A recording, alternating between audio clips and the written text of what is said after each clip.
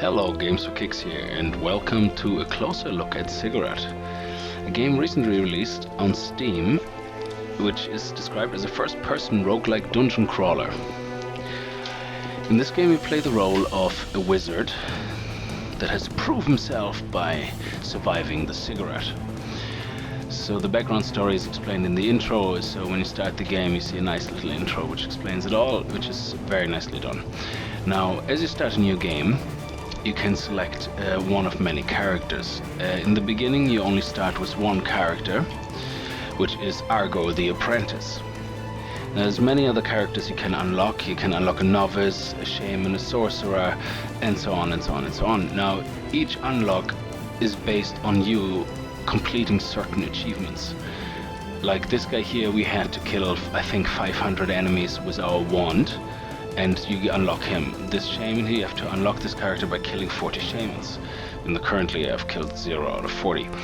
Unlock this character by winning the game. Now, the game can be won quite quickly. You progress through the floors. That's the nature of a Ziggurat, is that you progress through the floors, and when you reach the final floor and kill the final boss, you finish the game. However, replay value comes in that you can use different characters, you can raise your difficulty. It's already quite difficult actually on normal, so for the purpose of this video, probably leave it on easy, so I can focus more on explaining things rather than playing the game. To unlock this character, for example, you have to deal 35,000 damage with an alchemy weapon, and the highest I ever got was 1,730. Or maybe that's totaling it up, I don't know. Anyway, so you see some of these can be actually unlocked in earlier stages, and I'm getting very close with some of them. Anyway, so this is your character selection screen. Each of these guys have perks, or not perks, strengths and weaknesses. This guy is pretty balanced, and he has no particular strengths or weakness, so he's your starting guy. This guy here is very powerful with his wand skill. A smaller mana pool for the other magic disciplines, but his wand mana refreshes really fast, and he's really the perfect candidate to do certain achievements with wand kills and so on. Now, to get into the game, we select Argo and start our game. Every time you start a game, you are on floor 1, and as you progress through each floor, you go to floor 2, floor 3, floor 4, and so on. Now, the controls are basic WASD movement. I'm sure you can play it with a controller as well. I haven't tried it yet, so don't quote me on that. Space is jump, shift. Holding shift is running. There is no shift meter or speed meter or anything like that, so you can run theoretically forever if you want to. Then there's 1, 2, and 3, and 4, which allow you to change your weapons. You will always start each game with 2 weapons. Your default wand, which is this one here, you can see in slot 1, and in your starting room you find a second weapon. In this case, an alchemy weapon. Now, you can have, as you can see here, 1 or 4. Now, you have 4 slots. The first one is your wand, which as you shoot, the mana refreshes again. Now, the other 3 weapons, in slot 2 you either can have a spell book, in slot 3 you can have a staff, and in slot 4 an alchemy weapon. Now, alchemy weapons range from grenades to rifles to all sorts of fun things to play with. They're like grenade launchers, the rifles, they're pretty cool. 2 are spell books. You can have different type of spell books, and in 3, the staff, you can have different type of staffs, so that some of them are fire magic, some of them are ice magic, and so on and so on. Now, each weapon has 2 shooting modes. You have the first one, which is your left click, and then you have the second one, which is your right click, and the mana cost of the right click one is much higher. So as you can see, when I shoot with the left, I get a little bit of mana deducted. As I shoot with the right, I get quite a chunk, about 15 mana deducted. Now, the mana pool refreshes on your main weapon, as I already said. However, in your secondary weapon, the mana pool does not refresh.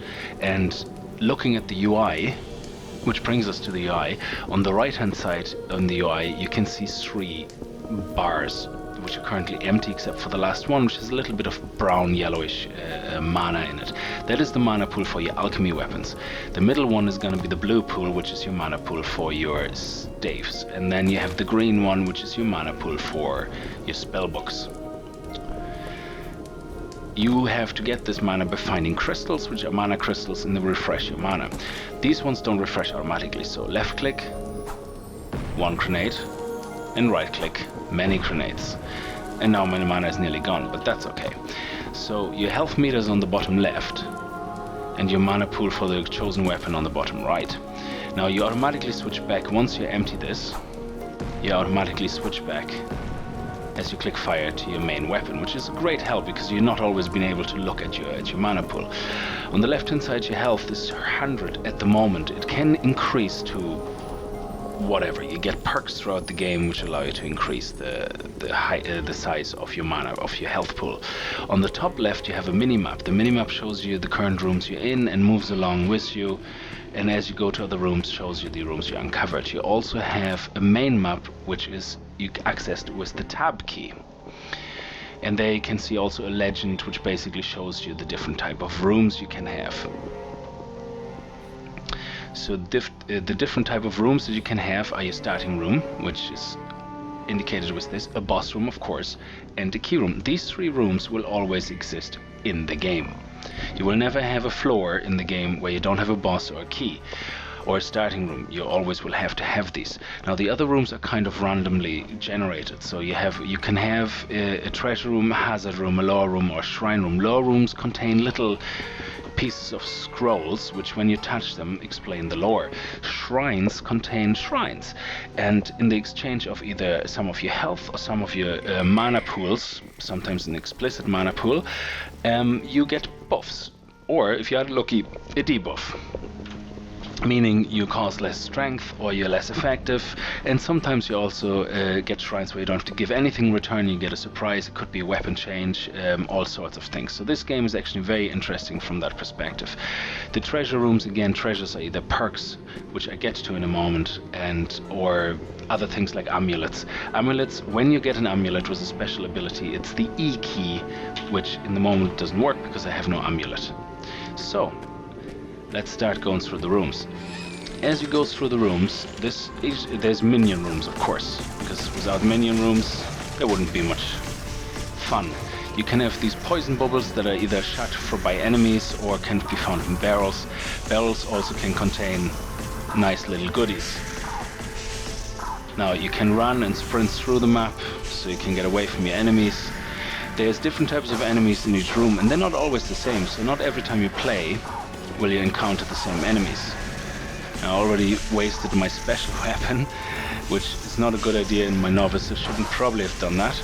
Now these mushrooms, luckily I'm playing on easy, they have two different types of attacks. For example, they shoot at you, and when you get close to them they jump up and down and cause an AoE attack, which you can get damaged by. So you can see I'm not very good at this game. These are the mana crystals I was talking about, and as you can see on the right hand side, they fill up with the mana as I collect the crystals. Okay, I'm lucky I'm playing this on easy because I'm actually quite suckish at this at the moment. Now, these mushrooms are not really my favorites because, especially if there's a lot of them, they can be very tough. Now once you clear a room of the minions, you can move to the next room. Oh, there's some health, yay! So, as you can see on the map, this is the room we came from, and this is the room we're going to. Now, when you get to a boss room, which is the room with this icon, you actually cannot fight the boss unless you found a portal key, which is the room with this icon. If you happen to come across the room with the portal key and the room with the boss at the very start of the map, a treasure room, at the very start of the map, then do not fight the boss straight away, because as you fight, as you can see in the bottom middle, is my experience bar. You gain experience by killing enemies and collecting experience gems that they drop. Now, what do we get as a treasure? Oh, great. We got some things, but also some monsters got unleashed.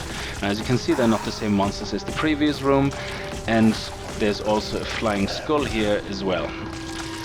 So the variety in each level of monsters is actually quite impressive.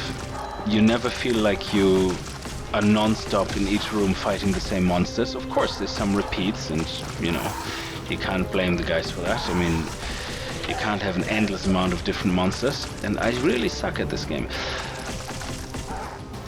Now each monster you can figure out actually pretty quickly how to fight them. Like the blobs, for example, every time you shoot them they shift over to the side and then shoot at you, so you just have to strafe around really the screen and you should be able to avoid them very easily.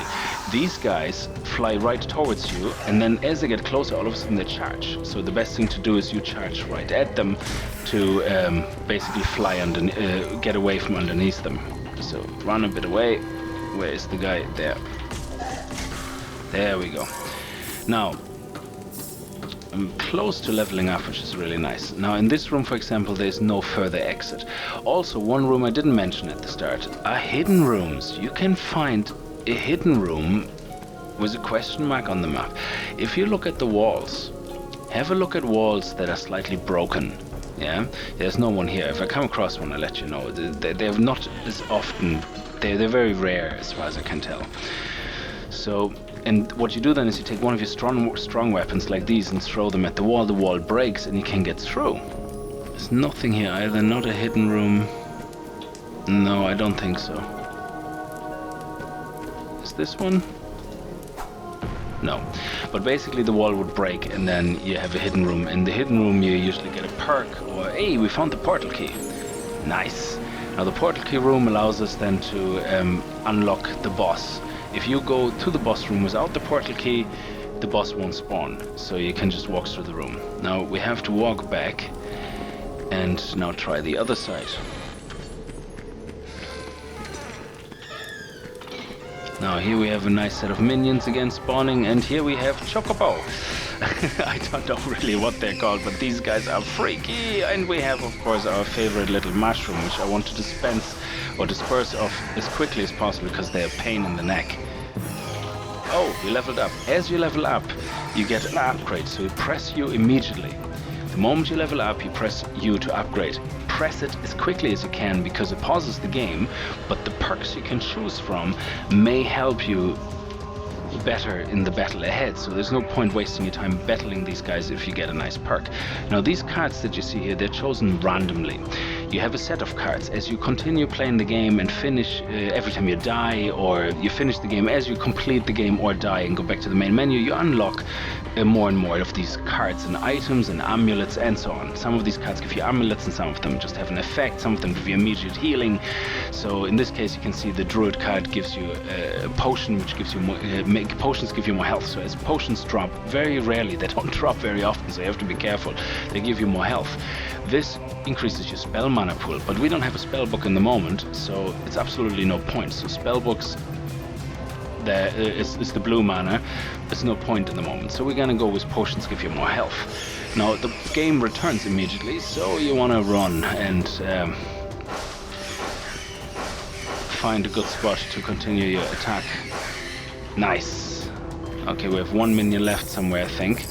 You can see the bar in the top, in the middle. It shows you the minion that I left. Oh, there we go. Beautiful. Now, the graphics in this game are actually pretty impressive, I have to say. Like, they're nice. They need, the rooms look very exciting. They don't look boring. I mean, this one looks nice. You have the open roof. I have to say I'm pretty impressed with the graphics. They're not high-end graphics, maybe, by no means, but they're nice. The way it's done, it's nice. It's really enjoyable. You appreciate it. Now this is a trap room, as you can see, and here is a broken wall that I was talking about. Now look at this. Oh, nothing happened. No, it's not a trap wall. It's not a beautiful hidden room that I thought it would be. Yes, it is. Okay. So let's go in here and see what happens here. We have a question mark. And as you can see, these rooms give you perks. Okay, there's a perk right there in the middle. Yay! Knowledge gems give you more experience. So as you pick up knowledge gems, you get more experience. Now, the one thing I haven't figured out yet is if this perk is applied immediately to you as you play, or if it's simply a card added to your card inventory or to your pool of cards that get randomly selected from. Either way, it's great to have in your inventory. Now, another thing these hidden rooms give you, which I find really nice, is the Milkstone Studios, I think is the name of the guys. They give you these little pieces of information. Released in 2012 for Xbox 360, it isn't that bad for being a game done in 3 weeks. Rushing it to go on vacation, I couldn't read all of that. You can pause the game and read it for yourself. You can pause the video actually and read it for yourself then. So they have these little pictures here of something, which usually is games they have done in the past or something, and they give you some information about it. Last time I played, they were showing a picture of the very first game the studio released. So it's nice. This is really nice. It's interesting to see what the company did, and it's nice to see they have a little touch to that. Now we're back in the trap room, and let's just go here. You can see the traps are here. The fireballs, they're easy to evade, so they're not going to come after you. But let's go into this door here first. Here we have more minions. Yes, and oh my lord, in this level I'm very unlucky with the main theme are mushrooms, and I don't like mushrooms. Well, I like them on my pizza, but that's about it. In this game, I do not like them. Oh, and these chocobo tanks.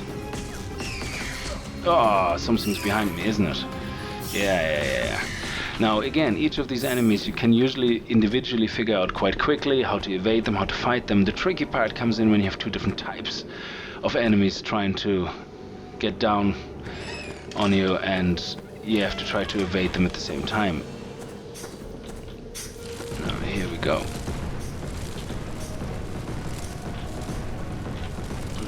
Oh, just run. Yes. Now, before I go in there, let's have a look actually at the rooms here. Oh, what is that? Let me see. Now, if this is the boss room, I'm going carefully in because I don't want the boss to trigger. Yes, rooms also can have random perks or buffs or debuffs. In this case, carrots. Watch the carrots. You see carrots? Kill them as quickly as you can. Try to hit them, not like me and completely miss them, because carrots are vicious. Carrots are just so vicious. I'm completely missing them. They're fast and they hurt. So when you see carrots, dispense of them immediately. I'm wasting my good ammunition here. Hopefully I can still manage to kill the main boss. I upgraded, level 3, great. Alchemy pouch, increase your alchemy mana pool, potions give you more health. Actually, I'm gonna go for the last one because my main weapon, secondary weapon I'm using in the moment is an alchemy weapon. So, yes. Let's see if I missed any gems. No, and no. Okay, so let's continue. Okay, I'm gonna go in this room first, down here. Yeah, hopefully it's not the boss room, because the good thing is about having the boss room last is that you have the most experience gained. This is the boss room. You can see actually the boss icon on the map, so I will not go in there yet. It is always advised to finish all the rooms first. And we can also access the boss room from the top there as well. So there's one more room left. It's a minion room. It is a minion room, and we have loads of minions. Come on, let's do this. Oh, I can't believe I'm being hit all the time here. There is too many. And quickly run. You can actually shoot at their bullets or whatever you call them, and shoot them. Look, you can actually destroy them. That is interesting. Please drop some health. I need health. No, and it didn't drop health. And I have 60 health going into the final boss room, so prepare for me to die, most likely. Now, the boss room... Hey! Oh, I got hit again. Oh, I'm nearly dead. Now, that's not good. Let's hope I can survive the boss room. The boss that gets spawned is also random. Now, I think there's a set of bosses that only will spawn in each floor, so you're not going to get a boss from floor 1 spawn in floor 2, but I could be wrong. They definitely would have different strength. Now, usually the bosses are bigger versions of the enemies you're fighting. So you have a boss, for example, which is like a big skull flying around, and it's massive. So they're just overinflated versions of normal enemies. So in this case, yeah, Gunka the Crusher. Now, we didn't come across this guy in the normal mode. So this guy jumps at you. So when he jumps, you have to jump in the air to avoid, and you have to try to hit them actually. Now he hits you when he comes close to you, he tries to hit you, and I'm getting stuck. Oh, that's not good, that's not good. Okay, these witches are not helping at all. I'm gonna die probably. I'm gonna run. Hopefully I'm gonna survive this. I just have to keep jumping and hopefully not getting stuck anywhere and can run away. Yes. Oh, and run.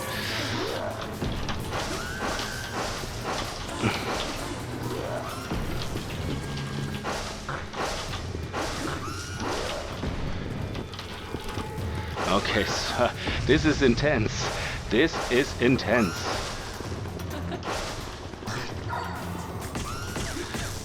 Okay, we're gonna have to run a little bit because he is getting... Oh, there's some health which I would have liked to pick up. Or some extra mana.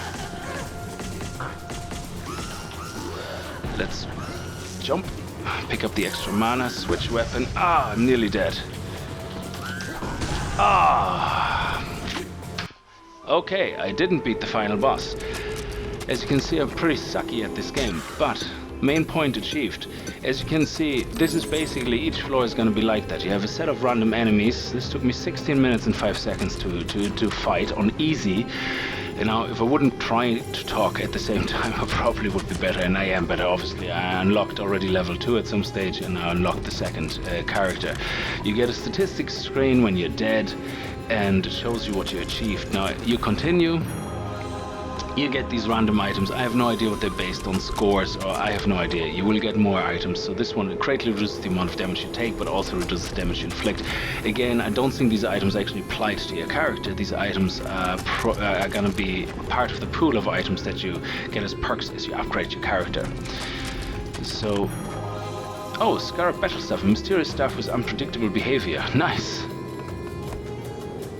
So again, items may actually be unlocked slightly different. They don't come as perks. In cards, there could be one of those weapons that randomly spawn in the beginning or that you can get throughout the game. So in this case, I unlocked the staff, so at some stage I either can get the staff or start with the staff. Now the extras are quite interesting. The armory contains all the cards that you see, so you can look through them at your own leisure, and there's a lot of them. Keep playing to unlock this item, so I'm assuming they always pick a random 3, 4 every time you play to unlock them. Now this serpent staff, so I'm sure the weapons that you unlock are going to be either given to you randomly or you find them as well throughout the game, because there's loads and loads of rooms where you can find weapons and then swap weapons. The bestiary, for example, is also a very interesting piece of information where you can find information about the characters, or you see the characters that you fight against. Now this is the skull character. It actually doesn't give you any information on them, which is a bit pity. They could have done that probably a bit better. This one here, small yellow slime, I have to kill this enemy 50 more times to unlock it, 34 more times, so you can see, oh, I killed that plenty of times. That's a basilisk, so you basically get to know the names of the characters you fight. Again, I'm a bit disappointed they don't show you information on these characters, as in what their attacks are, and you know, so you can practice better how to avoid them. That's probably one thing they could have added.